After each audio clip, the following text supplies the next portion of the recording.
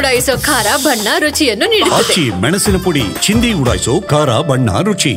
Asia ಕಪ್ನಲ್ಲಿ Indo Pak ತಂಡಗಳು shake hand ಮಾಡಿರಲಿಲ್ಲ. ಮಹಿಳಾ ವಿಶ್ವಕಪ್ನಲ್ಲಿ ಭಾರತ ಪಾಕ್ ತಂಡಗಳು ಮುಖಾಮುಖಿಯಾಗ್ತಿದ್ದು ಮತ್ತೆ ಹ್ಯಾಂಡ್ ಶೇಕ್ ಸಮರ ಮುಂದುವರಿಯುವ ಸಾಧ್ಯತೆ ಇದೆ.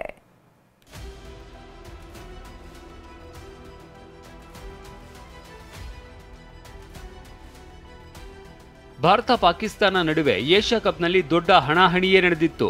ಟೀಂ ಇಂಡಿಯಾದ ನಾಯಕ ಸೂರ್ಯಕುಮಾರ್ ಯಾದವ್ ಪಾಕ್ನ ಕ್ಯಾಪ್ಟನ್ಗೆ ಹಸ್ತಲಾಘವ ಮಾಡದೆ ಅವಮಾನಿಸಿದ್ದರು. ಈ ಚರ್ಚೆ ಎರಡೂ ತಂಡಗಳು ಎದುರೊಬ್ಬರಾದಾಗಲೆಲ್ಲ ಚರ್ಚೆ ಆಗ್ತಾ ಇತ್ತು. ಪಾಕಿಸ್ತಾನ ಜೊತೆಗಿನ ಈ ಗುದ್ದಾಟ ಮಹಿಳಾ ಕ್ರಿಕೆಟ್ಗೂ ಕಾಲಿಟ್ಟಿದೆ. ಭಾನುವಾರ ಭಾರತ ಪಾಕ್ ಮಹಿಳಾ ತಂಡಗಳು ಮುಖಾಮುಖಿ. ಮಹಿಳಾ ಕ್ರಿಕೆಟ್ನಲ್ಲೂ ಇರೋದಿಲ್ಲ ಹಸ್ತಲಾಘವ. ಐಸಿಸಿ ಮಹಿಳಾ ಏಕದಿನ ವಿಶ್ವಕಪ್ ನಡೀತಾ ಇದೆ. ಇದೇ ಭಾನುವಾರ ಭಾರತ ಹಾಗೂ ಪಾಕ್ ತಂಡಗಳು ಮುಖಾಮುಖಿ ಆಗ್ತಾ ಇವೆ.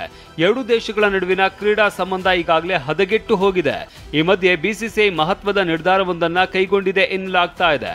ಅದೇ ಪಾಕ್ ಮಹಿಳಾ ಆಟಗಾರ್ತಿಯರ ಜೊತೆಗೂ ಕೈ ಕುಲುಕದೇ ಇರೋದು.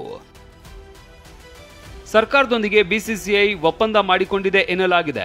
ಇದರ ಅನ್ವಯ ಭಾರತ ಪಾಕ್ ಟಾಸ್ ವೇಳೆ ಸಂಪ್ರದಾಯದಂತೆ ಹಸ್ತಲಾಘವ ಇರೋದಿಲ್ಲ.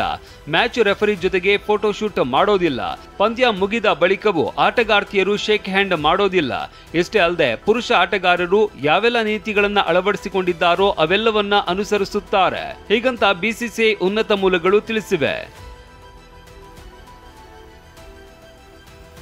ಇನ್ನು ಭಾರತ ತಂಡ ಎಸಿಸಿ ಅಧ್ಯಕ್ಷ ಕಮ್ ಪಾಕ್ ಸಚಿವ ಮೊಹ್ಸಿನ್ ನಖ್ವಿ ಕೈಯಿಂದ ಟ್ರೋಫಿ ತೆಗೆದುಕೊಳ್ಳುವುದಕ್ಕೆ ನಿರಾಕರಿಸಿತ್ತು.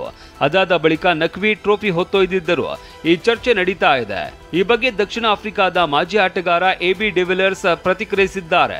ಮೈದಾನದಲ್ಲಿ ರಾಜಕೀಯ ನಡೆಯಬಾರದು ಎನ್ನುವ ಮೂಲಕ ಭಾರತದ ನಡೆಯನ್ನ ಖಂಡಿಸಿದ್ದಾರೆ. ಭಾರತ ಪಾಕ್ ನಡುವಿನ ಬೆಳವಣಿಗೆಗೆ ಅನೇಕ ಕ್ರಿಕೆಟಿಗರು ಅಸಮಾಧಾನ ಹೊರಹಾಕಿದ್ದಾರೆ. ಮೈದಾನದ ಒಳಗೆ ರಾಜಕೀಯ ಬೆರೆಸಬಾರದು ಎಂಬ ಸಲಹೆಯನ್ನ ಕೊಡ್ತಾ ಇದ್ದಾರೆ. ಈ ಮಧ್ಯೆ ಮಹಿಳಾ ತಂಡಗಳಲ್ಲೂ ಈ ಕದನ ಮುಂದುವರಿಯಲಿದ್ದು ಕುತೂಹಲ ಮೂಡಿಸಿದೆ.